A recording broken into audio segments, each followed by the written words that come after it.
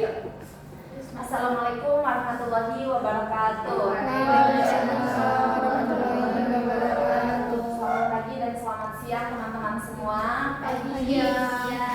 Sebelumnya kami ucapkan terima kasih banyak kepada Bapak Bayu yang telah memberikan kesempatan kepada kelompok kami untuk mempresentasikan hasil penyusunan dari kelompok 6. Kemudian terima kasih juga kepada teman-teman yang telah menyempatkan waktunya untuk hadir pada pertemuan kali ini, di mana pertemuan kali ini itu akan dibahas langsung oleh kelompok 6 yang beranggotakan saya sendiri, Ina Sakina, kemudian ada Aruni Fatimah Zahra, kemudian ada Zilda Arnisha dan Zalfa Nisa, di mana pembahasannya itu membahas terkait dengan logic gate dan minimization of circuit. Kami bisa langsung.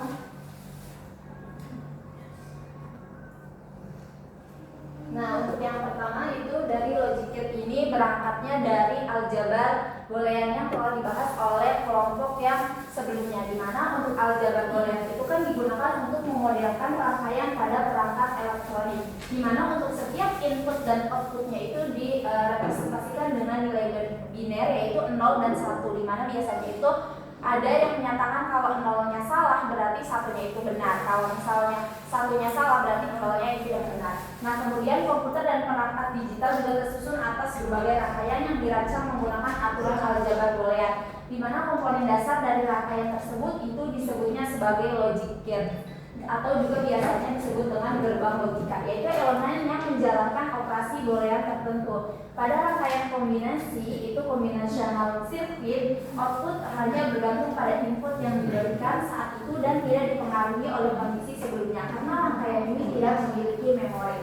Nah, untuk logic gate sendiri itu adalah komponen dasar dalam rangkaian digital yang menerima satu atau lebih input komputer, bukan atau satu, kemudian menghasilkan output berdasarkan aturan aljabar boolean. Gerbang logika itu digunakan untuk memproses informasi dan menjadi dasar kerja berbagai perangkat elektronik seperti komputer, kalkulator, dan sistem digital lainnya. Nah, di sini untuk gambarnya yang pertama itu untuk ditujukan pada gambar satu ini merupakan basic type of gate, yaitu jenis dari gerbang logika dasar yang digunakan dalam rangkaian digital, yaitu yang pertama ada inverter atau biasa juga disebutnya sebagai gerbang NOT atau NOT gate. Nah, kemudian yang kedua ini adalah OR gate, yaitu gerbang OR, dan yang terakhir itu ada di AND gate, di mana inverter yang pertama itu menerima satu output yang menghasilkan output berupa komplement atau kebalikan dari input tersebut, terutama X tidak ada garisnya, kemudian menghasilkan komplementnya yaitu X yang ada garisnya. Nah, kemudian untuk OR gate-nya itu menerima dua lebih input atau lebih input dan menghasilkan output berupa penjumlahan boolean, di mana output bernilai 1 jika minimal satu inputnya itu bernilai 1, di mana misalnya di sini itu X-nya 1. Nah, berarti di si Y-nya itu 0, berarti ketika 1 tambah 0 berarti hasilnya tetap 1 gitu. Nah, terus habis itu untuk AND gate-nya itu menghasilkan output berupa perkalian boolean yang hanya bernilai 1 apabila semua inputnya itu bernilai 1. Nah, berarti di sini itu berarti X-nya masing-masing 1, jadi 1 kali 1 tetap hasilnya 1.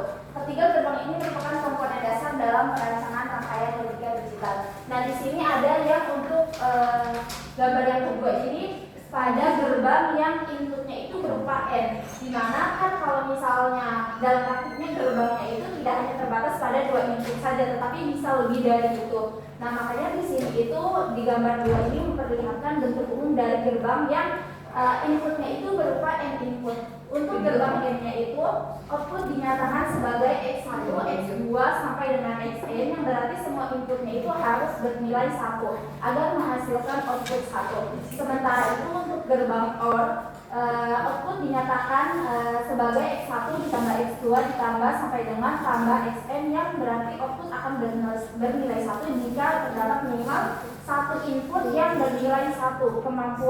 Kemampuan menerima banyak input ini memungkinkan gerbang logika digunakan untuk membangun rangkaian digital yang lebih kompleks. Jadi di antara berdasarkan dua gambar tersebut terdapat 3 gerbang logika dasar yang menjadi fondasi dalam aljabar boolean dan sistem digital. Yaitu ada apa aja? Gerbangnya ada NOT, kemudian ada OR, dan juga ada AND. Nah, masing-masing gerbang itu memiliki fungsi dan aturan operasi yang berbeda dalam mengelola input menjadi outputnya. Oleh karena itu, pemahaman terhadap ketiga gerbang dasar ini sangat penting sebelum pelajari perancangan rangkaian logika yang selanjutnya.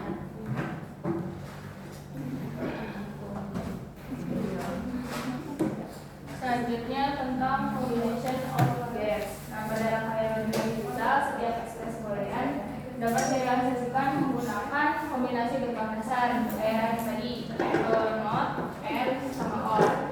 Terus tanda plus itu pada ekspresi boolean direpresentasikan oleh gerbang or. Nah, terus operasi perkalian direpresentasikan oleh gerbang n, sedangkan komplement atau negasi garis atas itu direpresentasikan oleh gerbang not. Nah, dalam proses perancangannya, setiap bagian ekspresi diterjemahkan menjadi gerbang yang sesuai, kemudian output dari suatu gerbang dapat digunakan sebagai input bagi gerbang lainnya hingga membentuk rangkaian lengkap. Nah, dengan cara ini ekspresi boolean yang semula ditulis dalam bentuk matematis dapat diwujudkan menjadi rangkaian logika yang mampu menghasilkan output sesuai dengan kondisi input yang diberikan. Oleh karena itu, pemahaman hubungan antara ekspresi boolean dan gerbang logika atau logic gates sangat penting dalam desain sistem digital komputer serta berbagai perangkat elektronik modern. Nah, di gambar 3 ini menunjukkan dua cara menggambarkan rangkaian logika yang sama, yaitu X sama Y. Nah, input dari X dan Y diproses oleh gerbang N. Berarti kalau gerbang N itu ditambah atau dikali untuk menghasilkan X-Y berarti kan. Terus sedangkan X juga melewati gerbang not dulu sehingga menjadi X bar dan bersamaan menghasilkan jadi X bar Y. Kedua hasil tersebut kemudian digabungkan oleh gerbang OR menjadi menghasilkan output X-Y ditambah X bar Y. Ini karena ditambah jadinya karena OR jadinya ditambah. Nah, terus meskipun bentuk gambar berbeda, kedua rangkaian memiliki fungsi dan output yang sama. Gambar ini juga menunjukkan bahwa satu input atau output dapat digunakan oleh lebih dari satu gerbang logika. Gitu. Nah, terus yang gambar 4 ini menunjukkan bagaimana suatu ekspresi boolean dapat direalisasikan menjadi rangkaian logika dengan mengombinasikan gerbang OR, and, dan not. Setiap gerbang berfungsi sesuai dengan operasi pada ekspresi boolean sehingga menghasilkan output yang diinginkan. Ini ditulis. Pada rangkaian A, input X yang terlebih dahulu diproses oleh gerbang OR sehingga menghasilkan X dan Y. Yang ini ya, ini X, ini Y, terus gerbangnya ini yang OR, terus jadinya X tambah Y. Terus sementara itu input X juga melewati gerbang not, berarti yang di bawahnya itu X, terus gerbang not jadinya X bar. Nah, terus sehingga keduanya itu hasil tersebut kemudian digabungkan menggunakan gerbang N, berarti dikali. Nah, jadinya yang atas dikali sama yang bawah, berarti X tambah Y kali X bar. Nah, terus yang rangkaian yang B, input X dan Z terlebih dahulu dikomplementkan menggunakan gerbang not. Berarti yang X sama yang Z itu jadi X bar sama Z bar. Kemudian nilai Y-nya itu Y sama Z bar-nya itu diproses oleh menggunakan gerbang OR untuk menghasilkan jadinya tambah Z bar. Nah, terus yang atas terus hasil OR tersebut kemudian digabungkan dengan X bar melalui gerbang N sehingga menghasilkan output X bar sama ini Y. Oh, ini tuh kayaknya di sebelah sininya tuh dikasih gerbang not lagi deh. Tapi di sininya belum dijelasin. Jadi yang X ditambah Z bar-nya itu pakai gerbang not lagi, jadinya X ditambah Z bar. Jadi di sini ada yang Z-nya itu udah bar, terus di bar lagi yang X ditambah Z bar-nya. Jadi double di sininya. Nah, kelihatan kan double. Nah, terus yang pada rangkaian ini yang sama. Nah, terus yang C itu jalur pertama menggunakan gerbang OR untuk input X, Y, Z. Berarti jadinya X tambah Y tambah Z. sehingga menghasilkannya. Jalur kedua mengkomplementkan 3 input menjadi ini yang jadi not jadi bar jadi x bar, y bar sama z bar karena di sininya pakai perkalian. Nah, terus ininya juga pakai n perkalian jadinya ini banyak. Jadinya dalam kurung x ditambah y ditambah z terus x bar, y bar sama z bar. Ini hasilnya. Oke, terus ke contoh yang pertama. Di sini lampu dengan 2 saklar. Kalau 2 saklar berarti x sama y. Tapi di sini tuh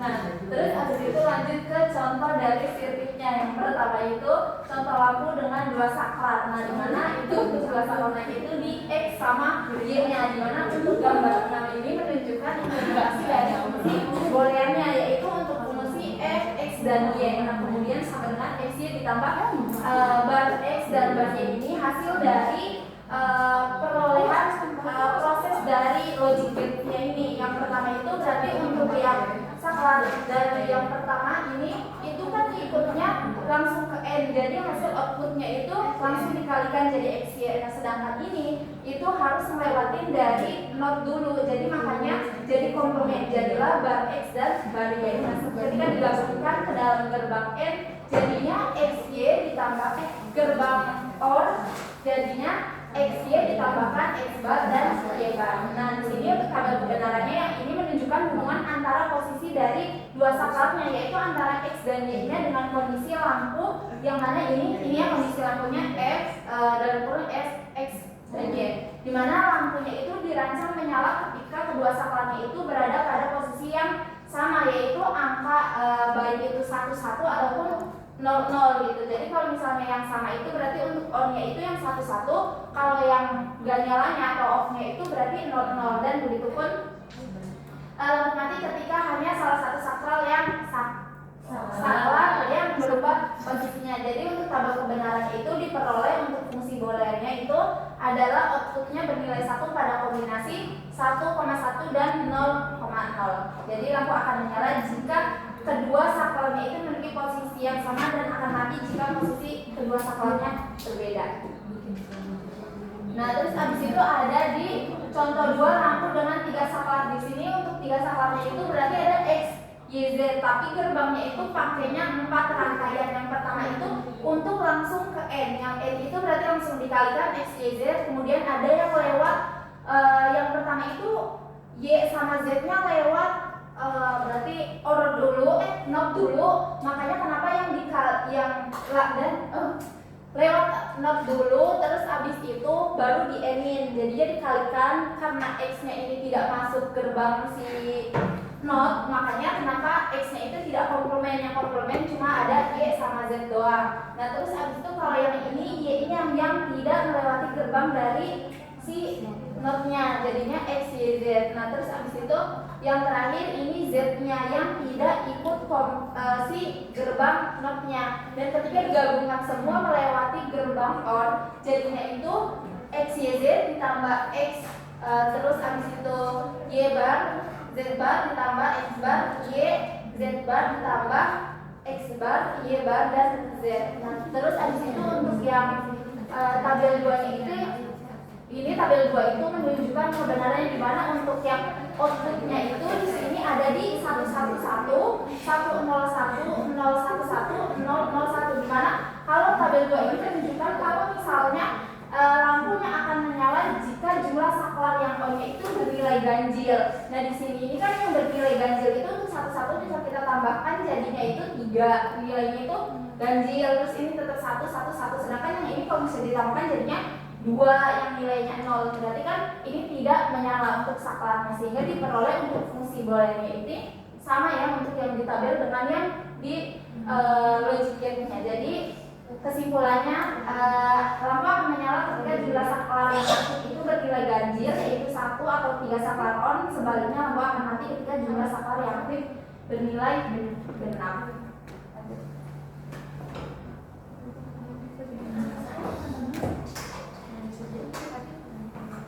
Nah sekarang ke edit adalah rangkaian logika yang digunakan untuk menjumlahkan bilangan binat.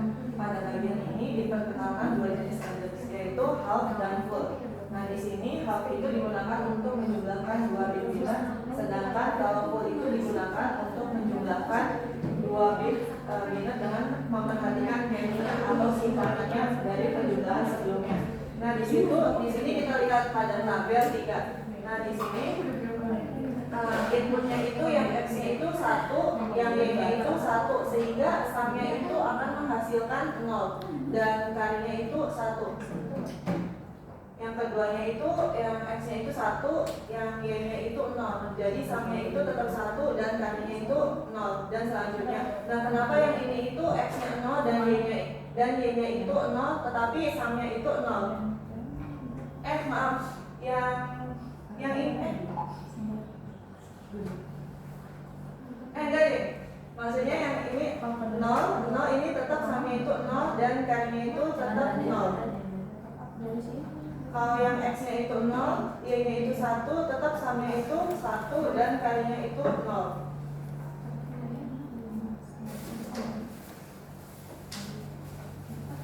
Nah di sini tabelnya itu menunjukkan hubungan antara dua input binat X dan Y dengan dua output, yaitu sum dan carry. Jadi output sum itu menyatakan hasil penjumlahan, sedangkan carry itu menyatakan nilai simpan yang diteruskan ke digit berikutnya. Nah dari tabel kita peroleh C sama dengan XY dan X dan X-nya itu sama dengan X bar Y ditambah XY bar. Jadi itu X sama dengan X ditambah Y, X bar ditambah Y bar.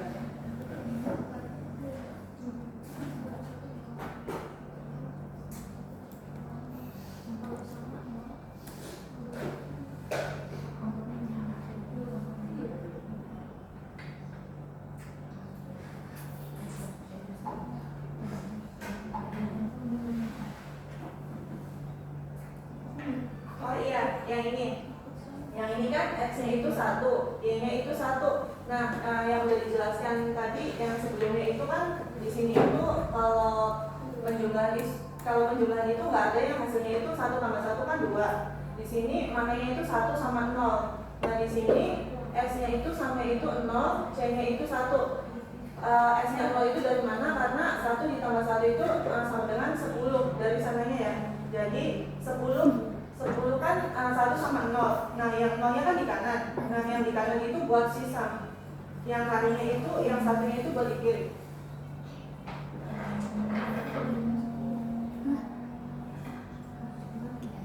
Enggak. Soalnya ini dari misalnya kalau binary itu enggak 1 ditambah 1 sama dengan 2 gitu loh. Iya. Dari cuma ada 0 sama 1 doang. Jadi akan berputar gitu. Nah, di sini dari gambar 8 itu menunjukkan implementasi rangkaian half. Input X dan Y-nya itu diproses oleh program N untuk menghasilkan carry-nya itu XY. Nah, sementara itu untuk memperoleh nilai sum dan input terlebih dahulu diproses sehingga menghasilkan fungsi X sum sama dengan X bar ditambah XY bar. Nah, rangkaian ini menghasilkan dua output sekaligus, yaitu sum dan carry, sehingga disebut multiple output circuit.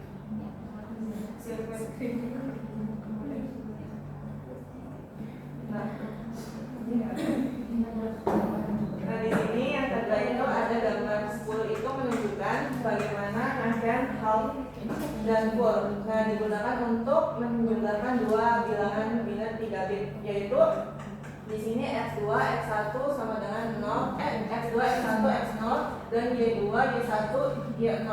Nah, proses penjumlahan dilakukan dari bit paling kanan dan menuju bit paling kiri, sama seperti penjumlahan pada bilangan desimal. Nah, di sini gambar 10 juga memperlihatkan bahwa penjumlahan bilangan binat multibit dilakukan secara bertahap menggunakan half dan full.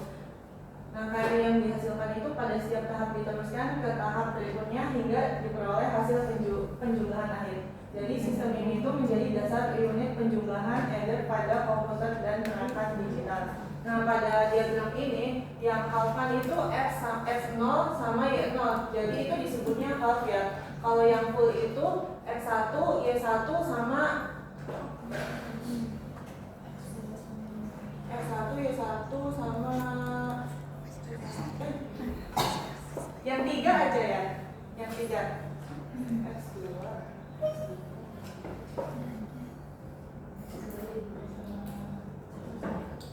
Ya, X1, Y1 sama C0.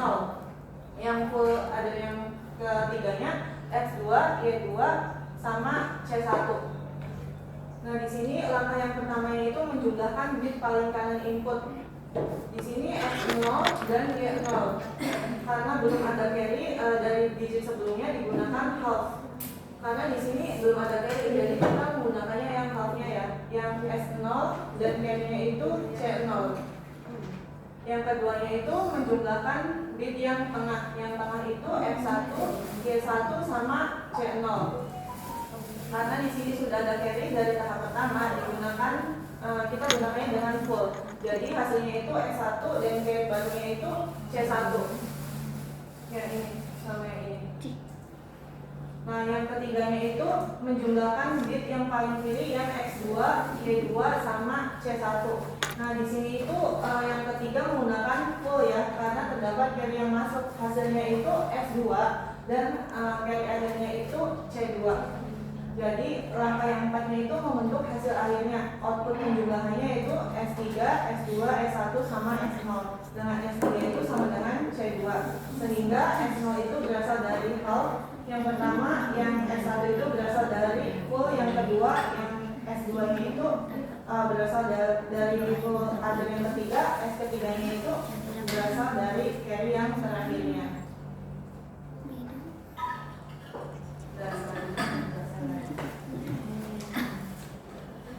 Selanjutnya itu ada minimalisasi di mana efisiensi suatu rangkaian kombinasional sangat bergantung pada jumlah dan susunan gerbangnya. Jadi proses perancangan rangkaian kombinasional ini dimulai dengan tabel yang menentukan output untuk setiap kombinasi nilai input. Nah, kita selalu dapat menggunakan ekspansi jumlah produk atau sum of product expansion. Nah, dari suatu rangkaian ini untuk menemukan serangkaian gerbang logika yang mengimplementasikan rangkaian tersebut.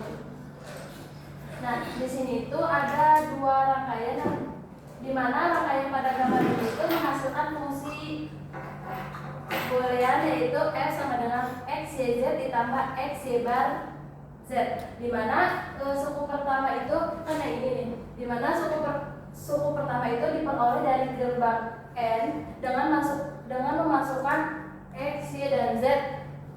Lalu sedangkan suku yang kedua itu berasal dari gerbang n juga dengan memasukkan y,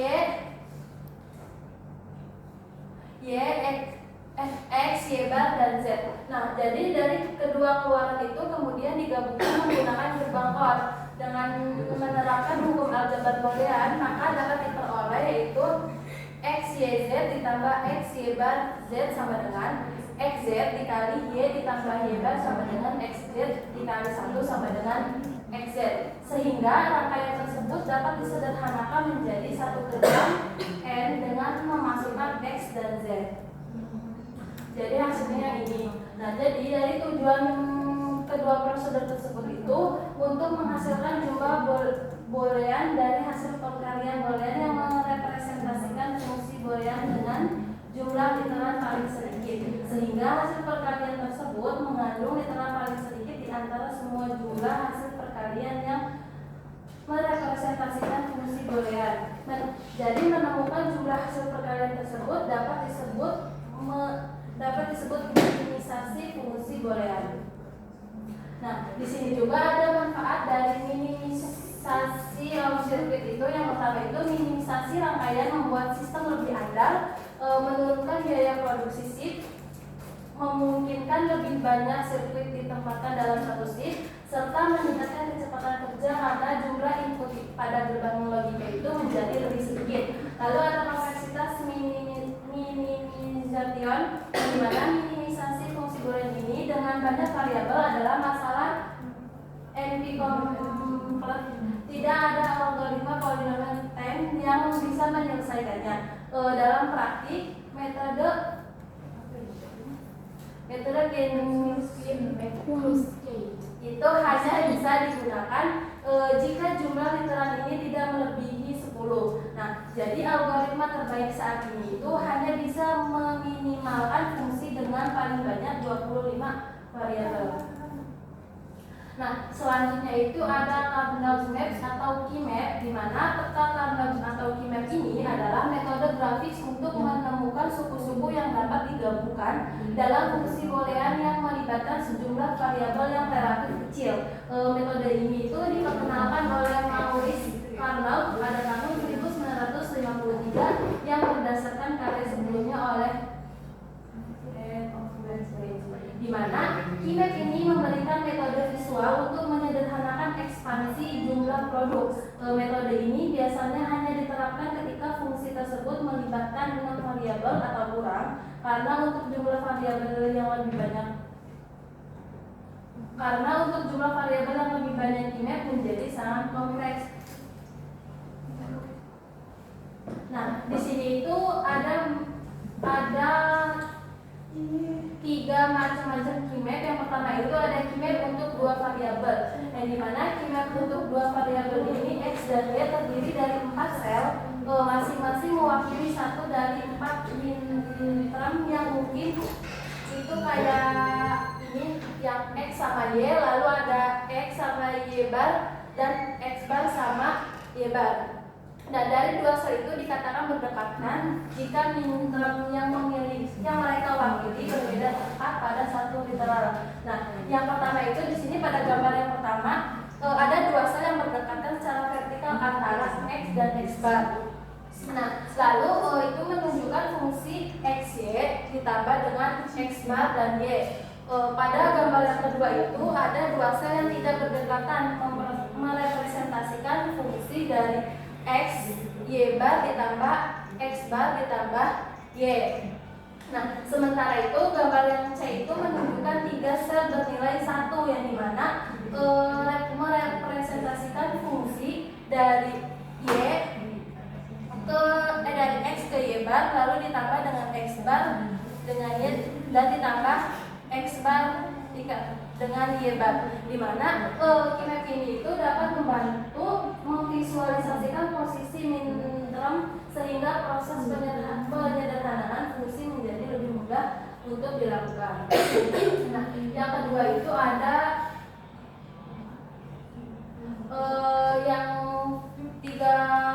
ada gambar yang Keymap dalam 3 variabel, di mana pada gambar yang pertama itu variabel X ditempatkan pada arah vertikal sehingga peta terbagi menjadi 2 baris, yaitu antara X dengan X bar. Nah, sementara itu kombinasi variabel Y dan Z disusun secara horizontal untuk menggunakan urutan kode Gray ini. Kode Gray-nya yaitu ada YZ, YZ bar, Y bar, Z bar sama Y bar sama Z. Nah, agar setiap kolom yang berdekatan hanya berbeda 1 variabel, susunan ini menjaga hubungan kedekatan antara sel dan memudahkan proses penyederhanaan fungsi boolean. Nah, yang gambar kedua ini ada menunjukkan konsep kedekatan antara pada peta Karnaugh dengan memvisualisasikannya sebagai sebuah silinder, yang dimana dalam bentuk ini itu kolom paling